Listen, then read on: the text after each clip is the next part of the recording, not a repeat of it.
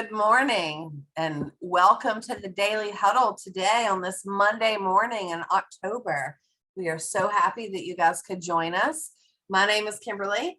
And I'm Zack Otey, and we're coming to you this morning from our Monday Money Mondays, if we could speak. It might be early on Monday for us, so. But we're excited to have you here. We want to start today off with a joke, and I think it's a great joke considering it's Halloween season, right? So what do you get when you cross a sorceress with a millionaire? Anybody know? Anybody gonna try? You get a very witch person.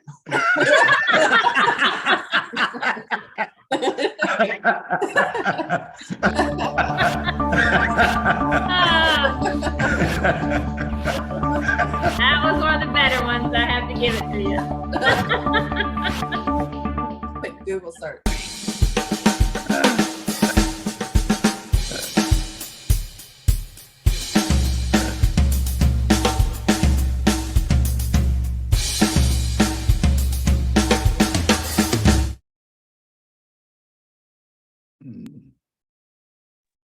All right. Good morning. Good morning. Sorry, I had us muted there for a quick second. So today we're going to talk about some things that people have different perspectives on, and the big one is debt. We're going to talk about that a little bit here in just a few minutes, but we want to start out with our questions that we talk about every single time to get our mind in the right space. So I will start with I think I'll go with Tara because she's here this morning. Tara, what time is it and what are you grateful for? Oh, let's see. I have a clock up here and it tells me that the time is now, the most important time that there is. And this morning, I think I am feeling grateful for some financial guidance. Okay. Came to the right place. No pressure there. No pressure there. Let's see. All right. And let's see. Rashida, can you answer the question? Where are you and who will you hug today? Good morning, everyone. Good morning. I am in the midst of my exercise and I am really conscious of helping myself to be more healthy. And who I'm going to hug today, I'm going to hug myself and my boyfriend. Thank you so much, guys. All right. Thank you. Thank you. And Kimberly, how are you? So pop quiz, see if she's got the right answer. I always forget this answer. I'm exactly how I say I am. I am perfect and I am fine and I'm amazing and it's Monday morning and maybe the sun is shining, but even if it isn't, then the sun is shining. So Yep. That's how I am. You got it. Exactly right. how I say I am. I know I had to That's it. reach for that, but I got it. All right. Well, we've got several things to share with you this morning and have some dialogue about, like I said, debt. We are traveling, so we're going to share a screen this morning. I don't want to test the hotel internet too much with two Zooms going on at the same time. So this is a conversation that we've had and been very passionate about for years with both our clients and our children and families. And it's interesting how heated the debate can get sometimes about what is debt good for? Is it good for anything? So so the question today is all debt bad? I think that's how we phrase it. Is all debt bad? So is all debt bad? No, I don't think so at all. So let's talk about why or how that works that way. And obviously, if there are questions that you guys have along the line, you can put something in the chat. We can man that and try to answer those as we go. But as we go through our normal days, we see a lot of things, especially lately, about interest rates and how those things are changing and how that can impact folks. And what we like to start with is teaching a basic concept that you can apply on both sides of the money puzzle. It's either working for you or against you all of the time. And that is called the rule of 72. I'm not sure if you've seen that or you've heard of that before, but it's a pretty magical basic math problem. that we'll share a graphic with you here to show you that. Basically, you take the rate of return that you're earning. If you're, yeah, you can go ahead. Well, if y'all will let me share, you can keep talking. Yeah. while that So you gets take the rate fixed. of return that you're earning on any investment, whether it be a savings account, vehicle, or whatever else, divide that into the number 72, and it tells you how many years it will take your money to double. And so if you're really looking for a target number, which we've talked about a little bit, I know that that's a, let's go full screen, but anyway, here we are in our technical wizardry here. Here, you keep talking and I'll keep clicking. How about That might be it. But anyway, the rule of 72 shows you this. We'll show you the math here very quickly. So for example, if I put money in it at 4%, money doubles every 18 years. So when someone thinks I'm going to go to the banks are offering a 4% CD now, right? Has anybody seen that kind of a rate? Money's going to double every 18 years. So it's a very basic math problem. You can see it not at 8%, it goes up to every 9 years. At 12%, it's every 6 years. And so we use that to show people how important it is to understand rate of return in your investing. But what we're going to talk about it this morning is how important it is to understand that it's working against you as well. So there's a reason when you go downtown in a lot of major metropolitan areas, the largest buildings in that area are owned by banks. And you can see that reason right here, because we pay for those through the rule of 72 working against us. If I could have some interaction, then I would ask you guys to tell me, and usually what I would say is, what's the average interest rate on one of your credit cards? And if I don't mean a 0%, we'll talk about that maybe briefly in a second as to how that could possibly be used. But I think the average rate on a credit card now is right at 20%. I definitely think it's low to mid 20s is the average rate on credit card. Yep.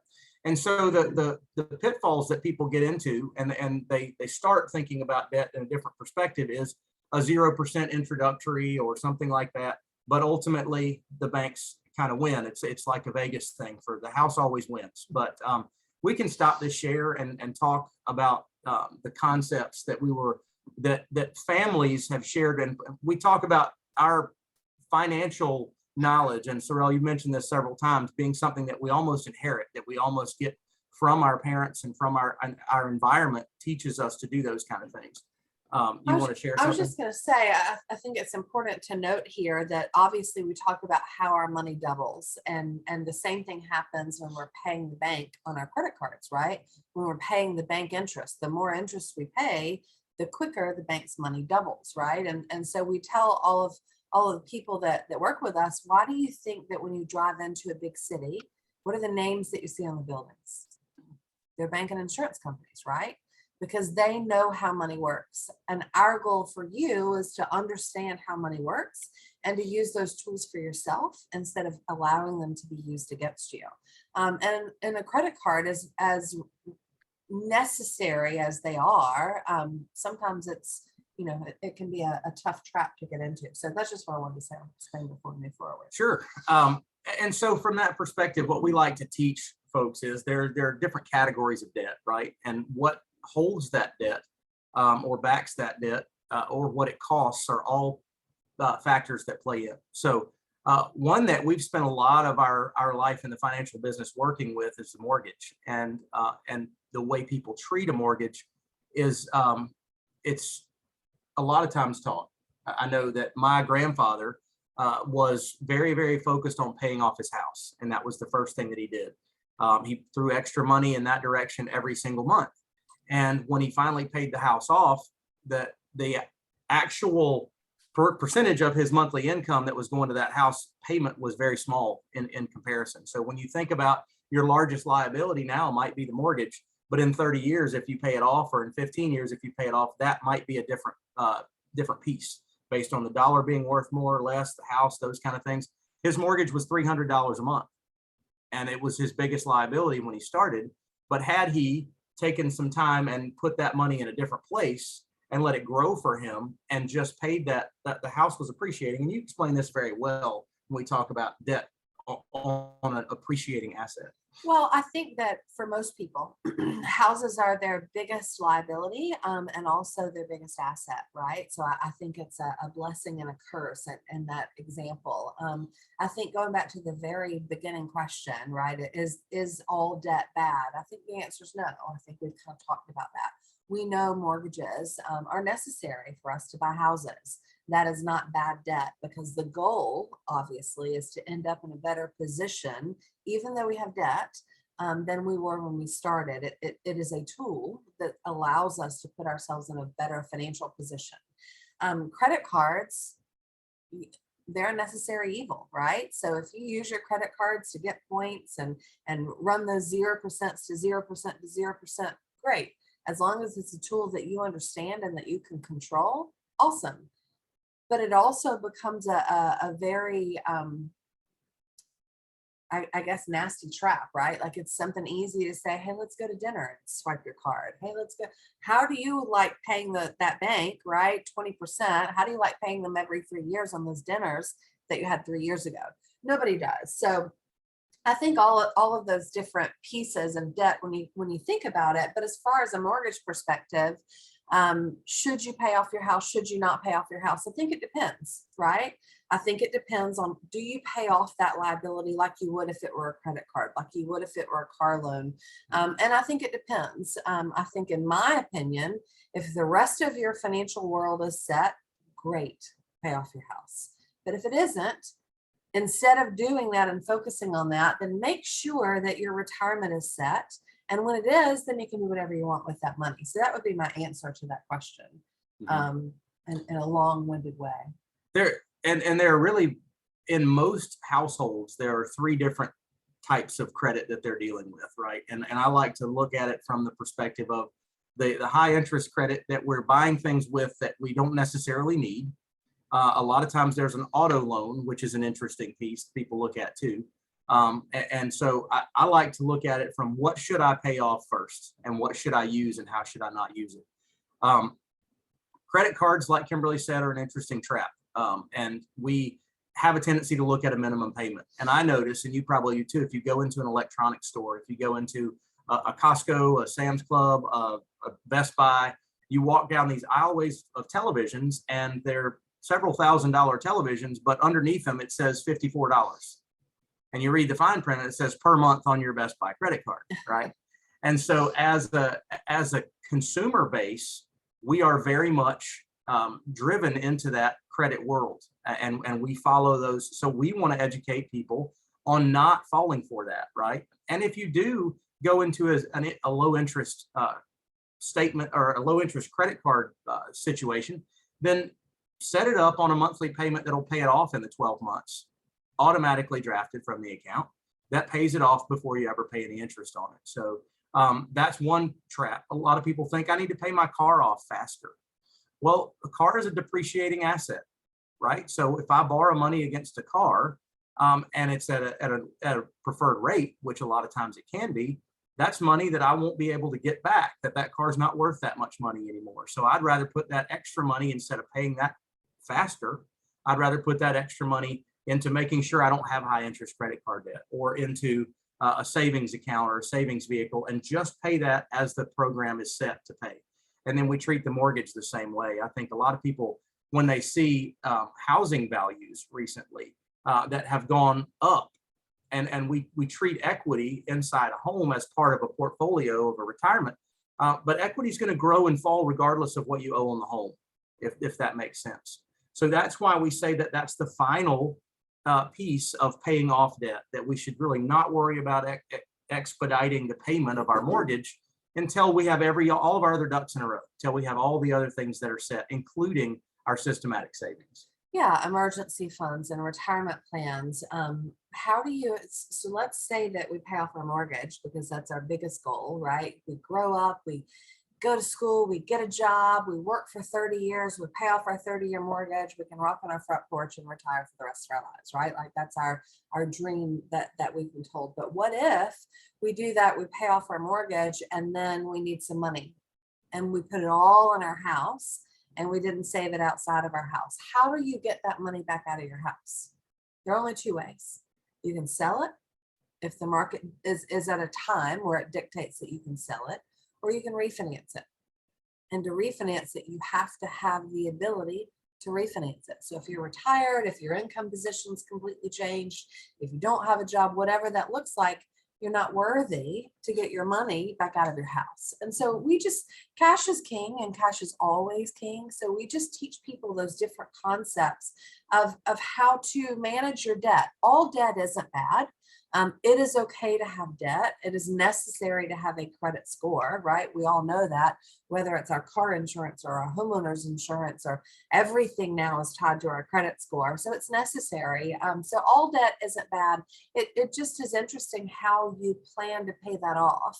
And we'll talk about this as we go forward through the weeks, and we'll talk about some of the things that we look at with people's financial plans. And we'll probably spend more time on debt in a different segment. I'm talking about how do you know which credit card to pay first, and how do you know, how does that work for you? But it's also really important. Most people, I would say, when we sit down and we ask them their goals and dreams, one of the top three is always to be debt free. Always. That is just most people's goals and dreams, whether it's for some people, credit card debt free, for others, it's everything, right? So we do a lot of debt planning and debt conversations with our clients and with those families, and really teach them, what do you pay first? And how does that work? But the other thing that I'll caution you, because I know that that is everyone's biggest goal, is to be debt free, is don't wait to start saving until you're out of debt, because you're probably not going to be out of debt in any quick time. And if you start that savings later, you're just delaying your forever. You're just delaying your future. So it has to be a happy medium where you have the ability to do both. You have the ability to save for your future, and you have the ability to pay down your debt, even if it means it's a little slower than you would like that to be. And last tip that I'm going to give today, and then I'll go to you, and then we can go to the gallery. But I tell this to all of my clients. If you have not put every single credit reporting liability that you have, I don't care about your water bill unless you don't pay it, and then maybe that becomes credit reporting, right? But every single credit reporting liability, student loan, mortgage, credit cards, car loans, anything like that that's going to report to your credit, has to be on auto pay. Has to be. I don't care if you're commission. I don't care if you're salary. Why? Because it is so easy to accidentally miss it by a day, or accidentally miss it by a few days. And when you do that, even if it's not the 30-day window that's required for the, for the credit bureaus to actually report, you're still dealing with fees and higher interest rates, and everything can change, right? So if you put those minimum payments, I don't mean your full payment, right? Because who knows what people spend on credit card every month. Put those minimum payments on auto pay, you will never miss a payment, and you'll never have those credit dings from missing those payments. Now, some people say, well, I don't want to put it on auto pay. I don't want to just pay the minimum. I want to overpay it. Great. You can reach in at any point in time and pay extra to that credit card, pay it off, however you want to do that without interrupting your auto pay. But having that auto pay set, it's just a stopgap. It's something that you don't have to think about. It's something that's automated that will do it for you. So then you can see your credit score, and you can see it just takes one more thing off of your plate. So definitely put everything on auto pay. Yep. And that's basically, what we've got time for this morning from that perspective. There's so much more that you can do to stay self-educated, stay self-aware. Unfortunately, our credit score ties into our car insurance rates. It ties into everything across our spectrum. Some people, you even have to have a good credit score to even get an account to put your own money into at the bank in some cases. So, we've had many people that we've worked with over the years, but I'll leave you with this as far as managing that credit goes. One of Kimberly's first clients that we worked with years ago, a couple of school teachers, and they had almost $100,000 in unsecured credit card debt because they could afford the minimum payments, and they just kept falling into that trap. So just make sure that you're aware of all aspects the credit world before you go into that space. So. Yeah, I think we all see that the tennis shoes online, and you can buy them with the firm, right? So I can pay $20 a month for the next 6 months for tennis shoes. Buy my tennis shoes. But, Sorrel, you raised your hand. Yes, my math is not working too well today. Okay. I'm stuck on this. Let's say I get a mortgage at 7%. Based on the rule of 72, it would take the bank 10 years to double their money. Mm-hmm. But the mortgage is a 30-year mortgage. What happens? Does the bank double their money, or how does that work there?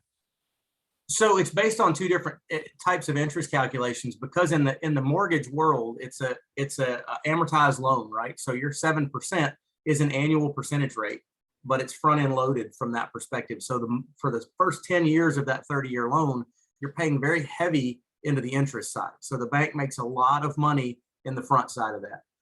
At a 7% rate of return, money invested would double every 10 years. Yes. So to answer your question, it's a little, as long as if you sat that money, a $300,000 mortgage at 7%, and you didn't ever pay principal back, their money would double every 10 years. If you just continue to let that money sit there and they charged you 7% interest. Does that make sense? Mm-hmm. So that really applies, and what we really want to revolving debt, like credit card, and I use it to explain basically arbitrage. So if I can earn more than I'm paying, right? If I can earn more in the interest somewhere else, or in a rate of return somewhere else than I'm paying, like if the mortgage rates change that conversation a lot right now, because they are higher, right? So maybe that is something that I need to be more aware of, paying off faster or of refinancing sooner if the rates change.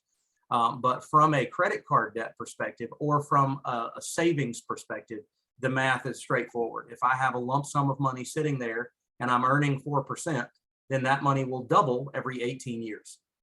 Same thing. If I owe the bank a credit card full of $10,000 and my interest rate is 20%, the bank's money is going to double every 5 years, right? So something like that. And that's what we want people to understand is I'm paying twice what I should pay, or 3 times what I should pay for that meal out.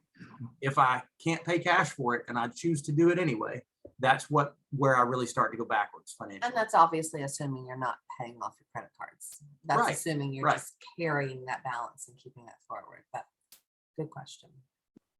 What other questions do we have out there today? Well, I have a question. I have to say, though, that this is such a great reminder of how flipping smart y'all are.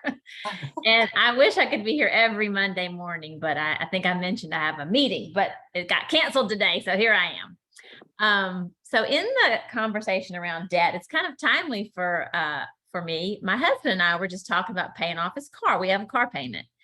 And I think it was a 4-year loan, like at 2-point-something%.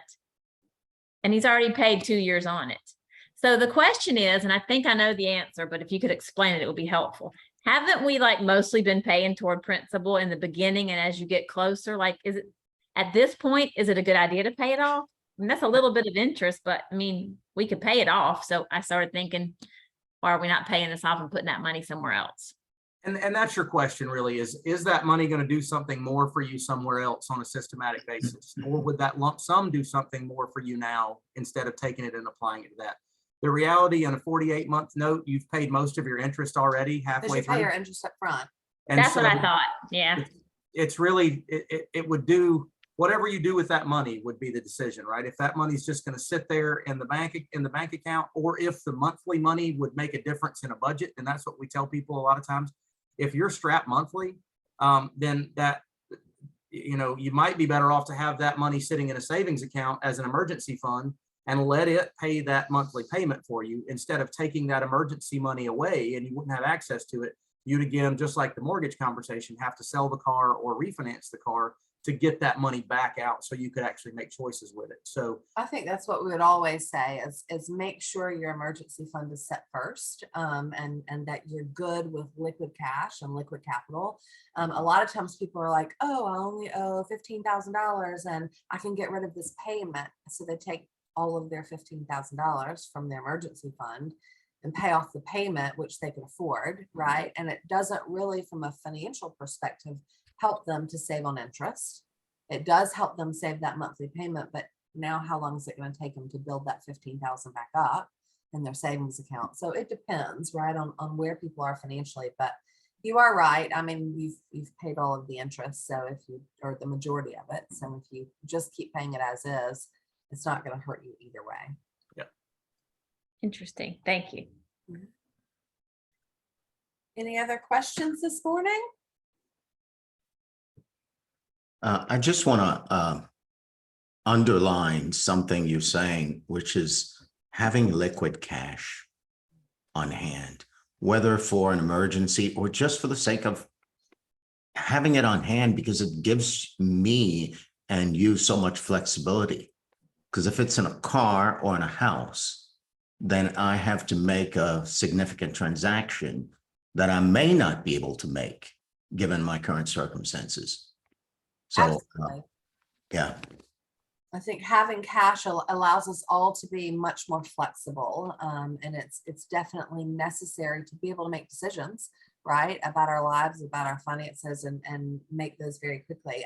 We also had one of our, you know, I guess he's a mentor, even though he wasn't really at the time, right? He was just somebody that we worked with. He's kind of on the same level, right? A lateral partner, friend, whatever. But one of the things that he told us one time, and this was about growing our offices and getting bigger buildings and hiring more staff. And, you know, one of the things that he said is if you think it's a good idea today, wait 90 days and see if you still feel like it's a good idea. So if it's something that, other than your dinner, right, that you want to go out and have right now at this moment, but if you need a new car or you need a big purchase, then put it on your list, but wait 90 days and make sure that you still feel like that it's a, you know, that it's worth it. Because so many of us, like Zach said, walk in and see the TV and we're like, I got $50 a month. I can do this. Like, this is amazing. We get to watch the football games and like, absolutely. Right. And 90 days from now, you're gonna be like, oh, I didn't really want to watch that game that bad, but you're still paying your $50 a month. Right. So I think that's a good lesson too, is just to take your pause, right, and take your moment and just make sure that it's something that you really want as well. Yeah, absolutely. Yeah, I don't know if I can draw this conclusion, but if I hear you correctly, if it's a big financial decision, don't let it be an impulse decision. Mm. Yeah, as long, I mean, if you need an air conditioner, you probably need it right then, right? But if it isn't something like that, absolutely don't let it be impulsive. Your money shouldn't be impulsive. It should be it should be practical. So yeah, for the most part. So I have one more quick question before you guys sign off. Okay. Talk to me about young adults who are trying to build credit. I'm nervous about my young adult children getting credit cards because I'm afraid they won't pay them off, but they need one, right? Great idea, or great question. I have 4 girls, right? You know that, you know, I have 4 daughters, 22, 20, 14, and 12. And with our 22 and 20-year-old, we had them get credit cards as soon as they turned 18, as soon as they could. But I also, because they need to establish credit, right? I also set up those minimum payments on auto pay from my account at that moment. Right now it's on their accounts, but from my account at that moment, to make certain that they never miss the $25 payment and ruin their life forever or for the next 10 years, right? But I also set them up with Credit Karma. Credit Karma is free. It is an app that you can get on your phone and you can watch. And so they become fairly obsessed with their credit score, which is both a good and a bad thing. But they know, like I said something to Emma one time, I was like, well, just put it on your credit card and you can pay it back. This is a class she was going to register for after she graduated. And she's like, because she was waiting like on her first paycheck or something. And she was like, no, because then I'd be over 30% and then my credit score would go down and I'm going to see it on Credit Karma. And, you know, so if you make a game, right, and you make it something that that you really want them to see, then they pay attention to it and they stay focused on it. So I would say definitely do that, but make sure that you as a parent put the stop gaps in place to make sure they can't hurt themselves, because they can hurt themselves sometimes. So I want to answer this next one with we have a question coming from Facebook, and it's, does it make sense to use an equity line of credit to pay down a mortgage? That's a very big, it depends kind of a question on the entire plan from that perspective. And a lot of that would be one of the reasons we do a full financial needs analysis with clients, because there's really no one yes or no answer for that. The question is, it depends on what will it do to your monthly cash flow? What will it do to the long-term picture? And what are you committed to do with the savings? That's really the things that we want to look at from that perspective.